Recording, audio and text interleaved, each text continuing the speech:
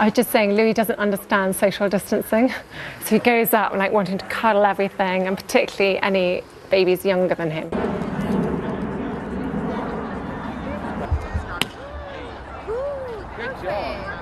Royal routines don't often leave room for surprise, especially when every move is watched. But during one recent appearance, something happened that no one expected. All attention shifted to Prince Louis, and within seconds, the tone of the entire event changed. Even the king seemed caught off guard. It wasn't dramatic, yet it carried weight far beyond his age and left an impression that couldn't be ignored. What happened in that brief moment that has everyone talking?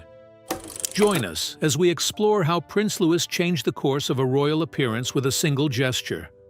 The weight of royal titles. At just 7 years old, in a moment that caught everyone's attention, Prince Louis did what few could have predicted. Everyone noticed as he bowed his head deliberately and respectfully. What struck people most wasn't just the gesture, but how natural it seemed coming from him. Even King Charles paused. For a child known mostly for mischief and charm, it was a reminder that Prince Louis carries a title rooted in royal law, family legacy, and careful planning. When he was born on April 23, 2018, Town crier announced the birth of Prince William and Duchess Kate's third child outside the hospital. His full title was announced as His Royal Highness Prince Louis of Cambridge. That came directly from his father's title at the time, Duke of Cambridge. But Louis didn't get this title by chance. Under old royal rules, he wouldn't have been granted the title of prince at all.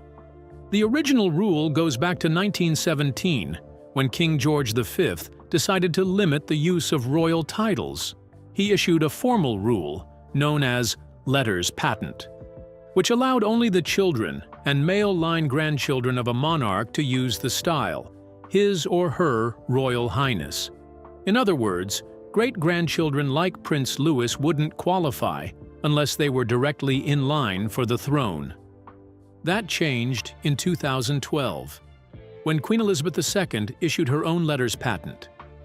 She specifically declared that all the children of the eldest son of the Prince of Wales, meaning all of Prince William's children, would be princes or princesses, no matter where they were in the line of succession. Without that decision, Louis would have been Master Louis Cambridge, not a prince. But because of that legal update, he became a prince from birth. His name was also carefully chosen. His full name is Louis Arthur Charles. Each part has meaning. Louis is believed to honor Lord Louis Mountbatten, the beloved uncle of Prince Philip. He was a key figure in the royal family, especially to Prince Charles, who was very close to him. Arthur appears in the middle names of both Prince William and King Charles. It's a traditional name tied to British royal history. And Charles is an obvious nod to his grandfather, the current king. Titles like his help determine everything from public rank to how he'll be treated on royal visits, in the press, and behind palace doors. The title gives him a place in the family's working structure. It affects how he'll be presented at events, where he'll sit, and even how he'll be addressed at school or abroad. And whether the public realizes it or not, a title like Prince builds expectations from the moment it's announced. Looking ahead, people often wonder what new title Prince Louis might carry as he grows older. The Duke of Edinburgh is one possibility.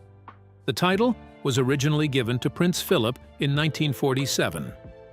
After his death in 2021, it was passed to Prince Edward in 2023, but only as a lifetime appointment. That means when Edward passes away, the title will return to the crown. At that point, the monarch could reassign it to a younger royal, and Louis would be a fitting choice given the connection to Philip and the symbolic weight of the title. Another possible title is Duke of York, which has traditionally gone to the second son of the monarch. However, that title is currently held by Prince Andrew, and it may not be reissued due to the public controversy surrounding him. If not that, Louis could be given an entirely new dukedom, chosen by the reigning monarch when the time comes. What we know is that Prince Louis's title is the start of a life already shaped by law, lineage, and royal strategy. And when he bowed his head, people were seeing someone born into the weight of history, already carrying it with more grace than anyone expected. When King Charles gave the Duke of Edinburgh title to his youngest brother, Prince Edward, many believed it was only temporary, not because Edward didn't deserve it, but because the title itself has always held more than personal meaning.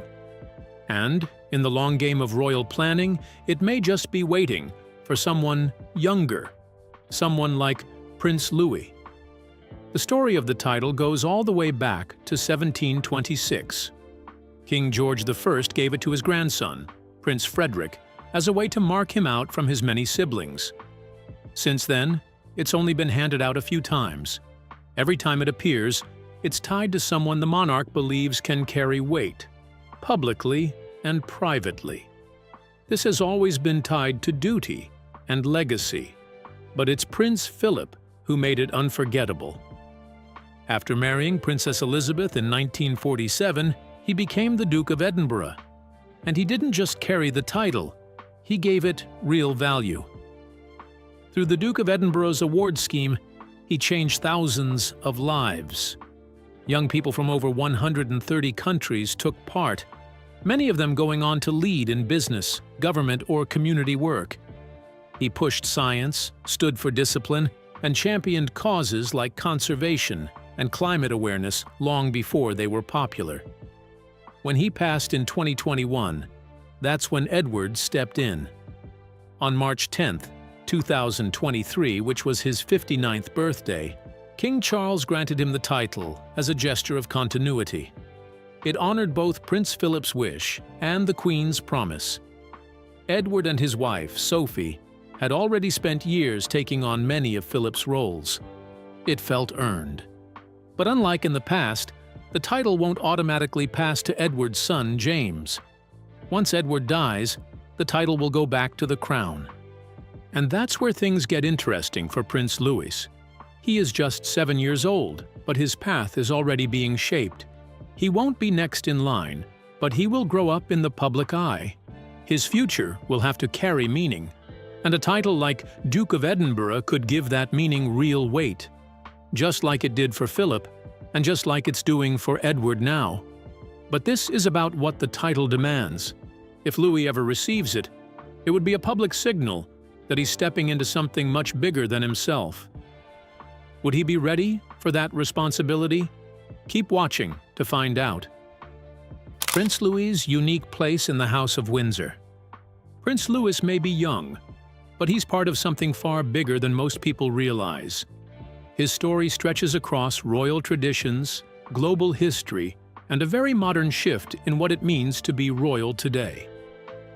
He was born into the House of Windsor, the royal house officially created by King George V in 1917. At the time, Britain was at war with Germany, and George V didn't want the royal family to keep its original German name, Saxe-Coburg-Gotha. So he changed it. Windsor sounded more English and more relatable. Since then, every monarch from George V to King Charles III has kept the name, and it's become a symbol of stability. Through war, loss, scandal, and progress, the House of Windsor has held the monarchy together. Prince Louis's connection to the Windsor line runs through his father, Prince William.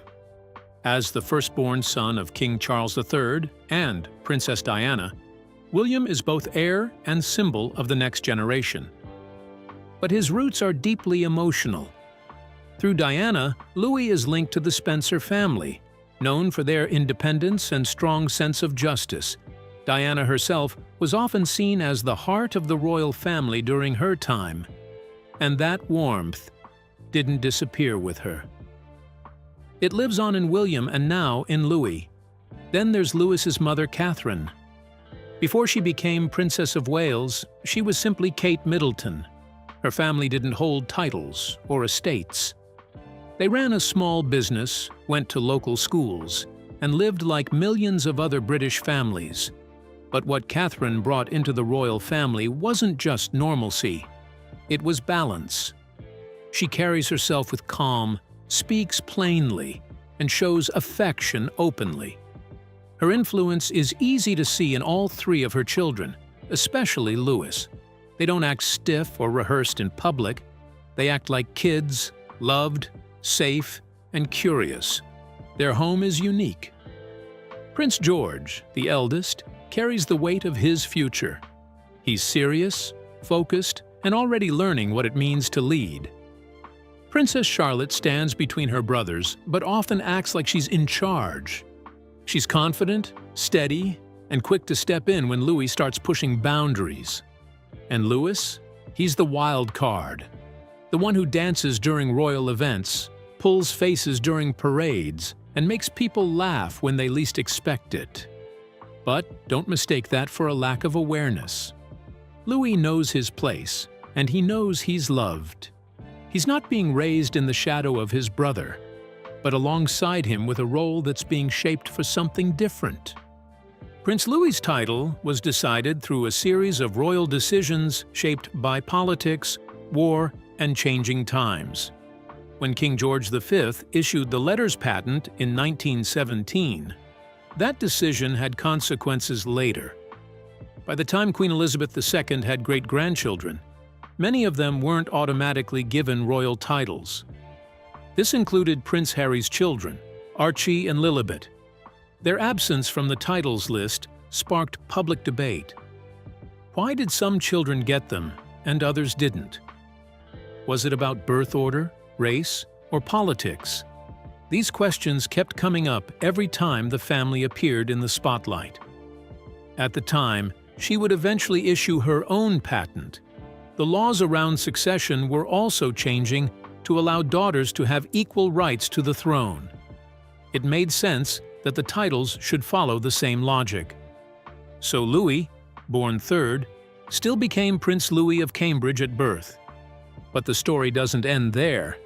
Now that King Charles is on the throne, he's been open about wanting a smaller, more focused royal family, a slimmed-down monarchy, as it's often called. He's reduced public-facing roles and left some titles ungranted or delayed. That means future decisions, like whether Louis's children will get royal titles. St. George's Chapel, Windsor, Easter Sunday. The bells had already rung, the crowds were already gathered along the walkway, and the cameras were already trained on the chapel doors, waiting for the family to arrive the way they always do, in careful order, at a careful pace. Then a small, blue-suited figure broke the rhythm. 7-year-old Prince Louis, standing at the entrance beside his sister, watched his grandfather approach, and instead of simply waiting to be herded inside like the rest of the group, he lowered his head and offered a quiet, deliberate greeting. It lasted only a second or two, but those watching closely, including several royal correspondents stationed nearby, say King Charles paused. He didn't rush past. He reached down, and in a gesture rarely seen from a monarch known for keeping his emotions carefully composed in public, he touched his grandson's cheek. For a family that has spent generations perfecting the art of looking unaffected in front of cameras, this brief, unscripted exchange said more than any formal statement ever could. It would be easy to dismiss this as nothing more than a sweet grandfather-grandson moment, the kind that happens in any family, royal or not. But those who study the House of Windsor for a living know that nothing involving the line of succession is ever truly small. Every gesture from a child born forth, in line to the throne, carries weight, whether the child understands that weight or not. Louis, more than any of his siblings, has built a public reputation as the unfiltered one, the boy who yawns through coronations and screams with his hands over his ears on the palace balcony. So when that same child chooses, even briefly, to still himself and show a kind of instinctive respect toward the king, people take notice. Royal watchers who have covered the family for decades, including biographer Robert Hardman, who has written extensively on the modern monarchy's attempts to balance tradition with humanity, have long argued that These small, unscripted moments do more to shape public affection for the crown than any formal ceremony ever could. To understand why a single gesture from a 7-year-old carries this kind of symbolic charge, it helps to understand exactly who Prince Louis is within the structure of the family, and how deliberately that structure was built around him before he ever spoke a word. He was born on April 23, 2018, the third child of Prince William and Catherine, then Duke and Duchess of Cambridge. Crowds gathered outside the Lindo wing of St. Mary's Hospital in London, the same place his older siblings were born, and a formal notice was posted on an easel outside Buckingham Palace, a tradition the family has since largely abandoned in favor of digital announcements. His full title from birth was His Royal Highness Prince Louis of Cambridge, a title that sounds automatic today but was, in truth, anything but guaranteed.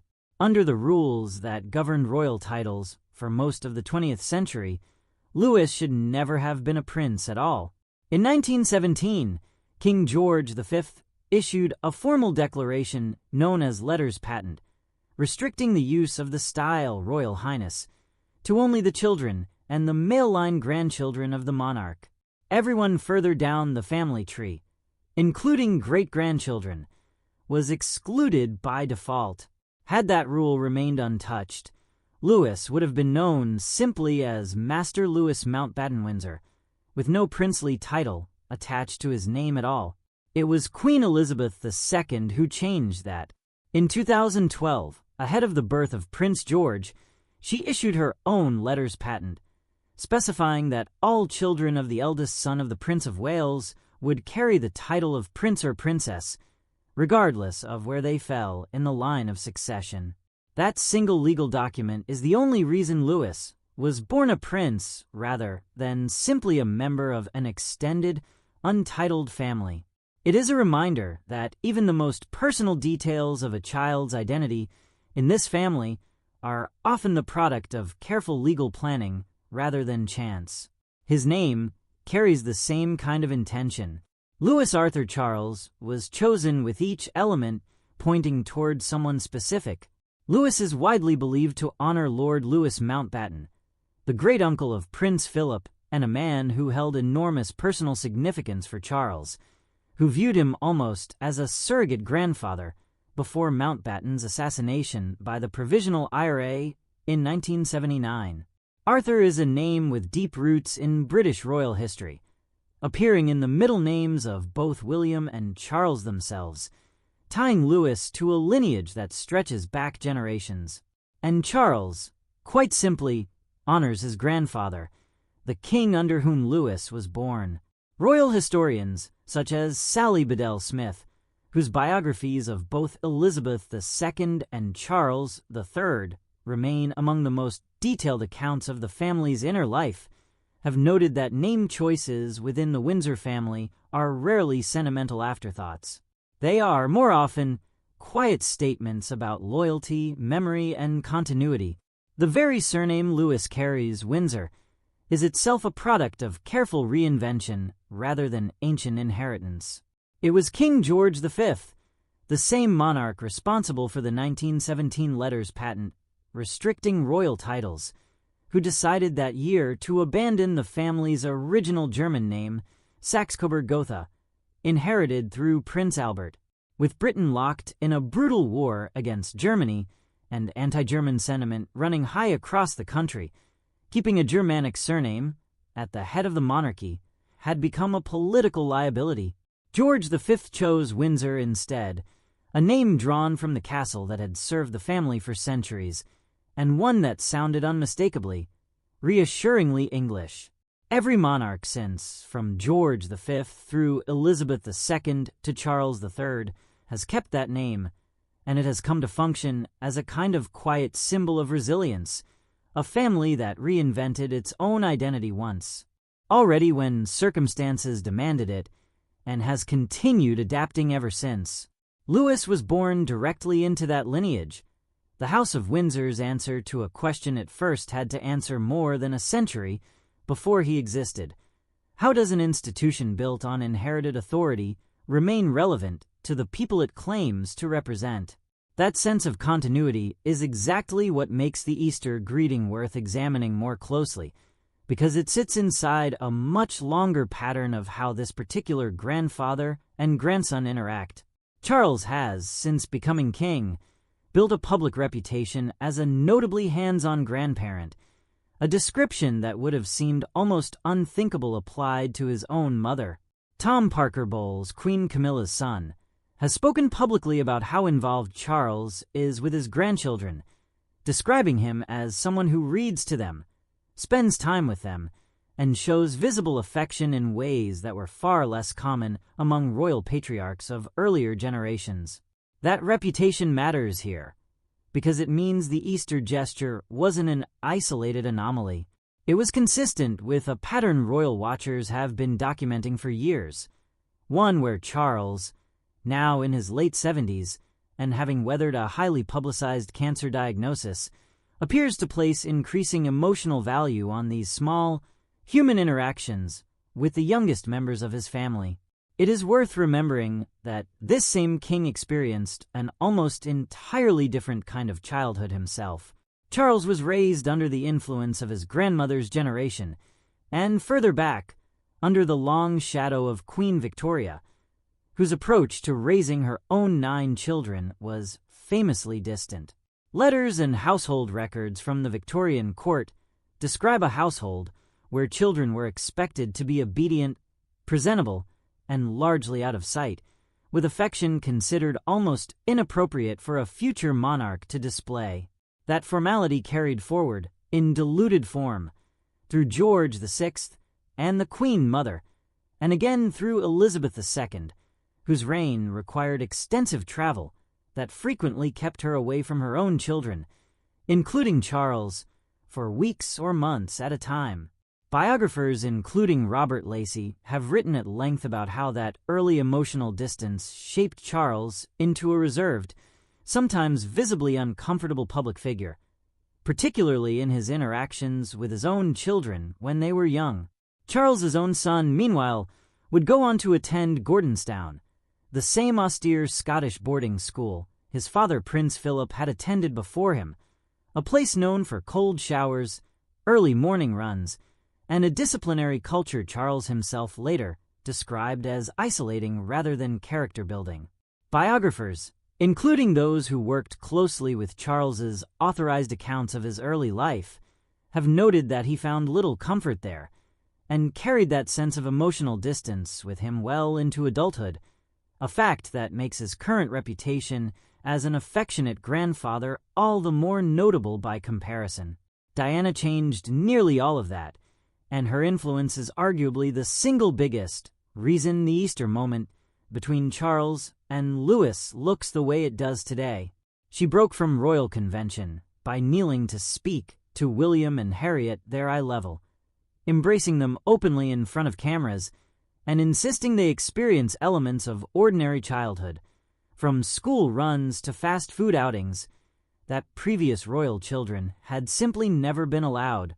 Katie Nicholl, the royal correspondent whose books have chronicled William and Harry's upbringing in detail, has described Diana's parenting as a deliberate act of rebellion against the emotional coldness she herself experienced within the family she married into. William absorbed that lesson directly, and it shows plainly in how he and Catherine raised George, Charlotte, and Louis today, with visible affection, open conversation about feelings, and a household that friends of the couple describe as warm but far from indulgent, with clear routines around bedtime, schoolwork, and screen time still firmly in place. Louis has spent his short public life as the family's most visible break from formality, and that reputation didn't happen by accident of temperament alone. At the Platinum Jubilee in 2022, when he was only 4 years old, he became an unplanned sensation from the Buckingham Palace balcony, covering his